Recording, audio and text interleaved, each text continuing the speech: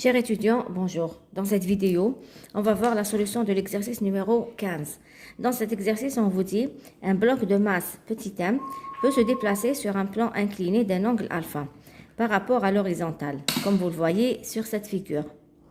Un ressort parfait de constante de raideur K a l'une de ses extrémités fixée en A, comme vous le voyez ici, tandis que l'autre extrémité est libre.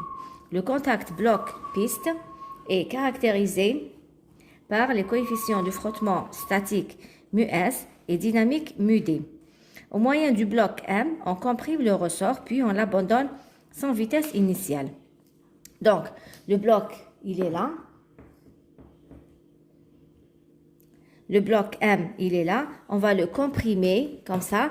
Après, on va lâcher. Qu'est-ce qui va se passer? Le ressort, il va, à l'aide du bloc M, on va comprimer le ressort. Après, on va lâcher.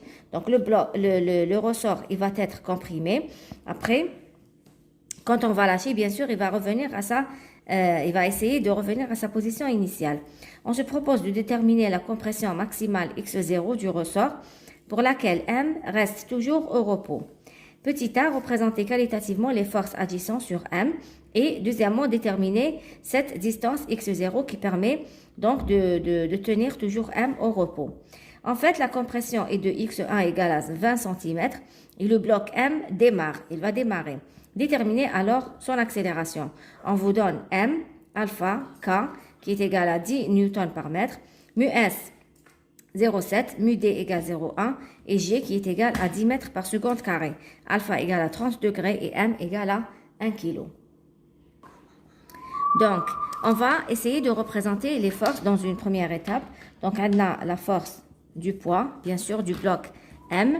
On a la force de contact C qui est oblique parce qu'on a une partie horizontale, CX, et une partie verticale, CY. Maintenant, bien sûr, puisque le ressort il est comprimé, donc le ressort, on a la tension, c'est-à-dire le ressort veut toujours revenir à sa position initiale. Donc, si on l'a comprimé dans ce sens, quand on va lâcher, il va essayer de descendre. Donc, la force de tension, elle est comme ça. La tension du ressort, elle est vers le bas. Voilà. Donc, on va essayer, alors, pour déterminer le x0, il est dans la force T. Donc, on va écrire somme des forces extérieures égale à 0. Cela veut dire que P plus C plus T égale à 0. D'accord? Donc, on va maintenant projeter sur OX et OY. Sachant que OX, c'est celui-là. Donc, d'accord? Et OY, ce sera OY. Donc, si je projette sur X, ce sera donc T, puisque T est dans le même sens que X. Donc, T moins C0X. Pourquoi je mets C0? Parce que là, on a la partie équilibre. Je cherche x0 pour que M reste toujours en équilibre. Donc, la force de contact, C0. Voilà. Donc, T moins C0x, parce que C0, elle est dans ce sens. Elle est sens contraire à X. D'accord? Alors, plus P. Voilà, P. Donc, P, je vais le décomposer en PX et PY. Donc, il y a des PY ou il y a des PX. PX, c'est quoi? C'est P sinus alpha. D'accord? P sinus alpha qui est égal à 0. P, elle est en face. Donc, si je projette sur Y, ça sera donc C0Y. Je nomme les forces en projection sur Y. C'est la force de contact et le poids. Donc, moins mg, les P, cosinus alpha, qui est égal à 0. Donc, pour trouver la compression x0, je dois chercher T. Parce que T, c'est égal à quoi? T, c'est égal à Kx. D'accord? T qui est égal à C0x moins P sinus alpha. C0x, c'est égal à quoi? C'est égal à mu S, C0y. D'accord? Moins mg sinus alpha. Et c'est donc égal à donc Kx qui est égal à mu S, C0y qui est égal à quoi? Qui est égal à mg cosinus alpha. Donc, moins mg sinus alpha. Donc, cela veut dire que x est égal à quoi? Est égal à mu s mg cosinus alpha moins mg sinus alpha. Je divise par k. Voilà. Comme application numérique, je peux dire que x est égal. Donc, je vais faire sortir le mg en facteur. Je vais faire sortir. Donc, je vais faire sortir le mg en facteur. Donc, mg, il prend les mu s cosinus alpha moins sinus alpha. Je divise par k.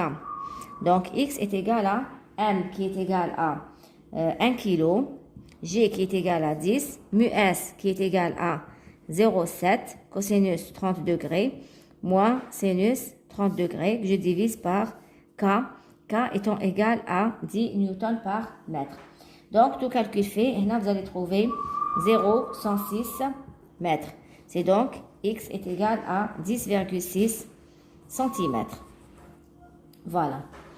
Donc, pour la deuxième question, on vous dit, pour la deuxième question, en fait, la compression est de x1 égale à 20 cm. Et le bloc démarre. Donc, si la compression est égale à 20 cm, ça veut dire que je suis loin de la position d'équilibre. Donc, le bloc va démarrer. D'accord?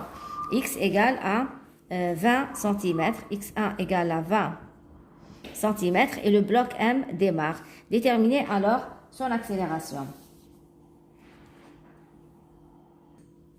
Donc, pour déterminer l'accélération du système, la représentation des forces, ce sera exactement la même chose, sauf que cette fois-ci, je suis dans le cas dynamique, je ne suis pas dans le cas statique. C'est-à-dire que le bloc, il va être en mouvement.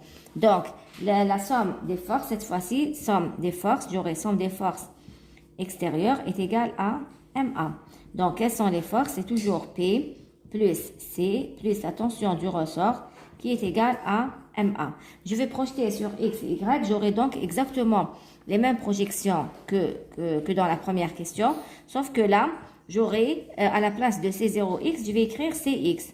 Donc, plus P sinus alpha égale à, cette fois-ci, égale à MA. D'accord? Parce que le bloc se déplace suivant l'axe des X. Sur Y, j'aurai CY moins mg cosinus alpha qui est égal à 0 parce qu'il n'y a pas de mouvement sur le bloc, sur l'axe y.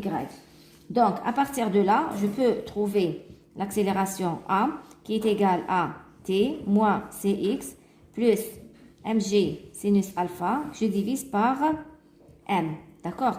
Donc, A est égal à t, t qui est égal à kx moins cx, cx qui est égal à, cette fois-ci, mu d, cy, d'accord, plus mg sinus alpha, je divise par m. Et cy, c'est quoi? Donc, mu d, cy, c'est mg cosinus alpha, donc plus mg sinus alpha, je divise par m. Donc, l'expression de l'accélération, c'est kx moins mu d mg cosinus alpha plus mg sinus alpha, je divise par m. Voilà. Donc, si pour faire une application numérique, donc A, ce sera égal à K qui est égal à 10.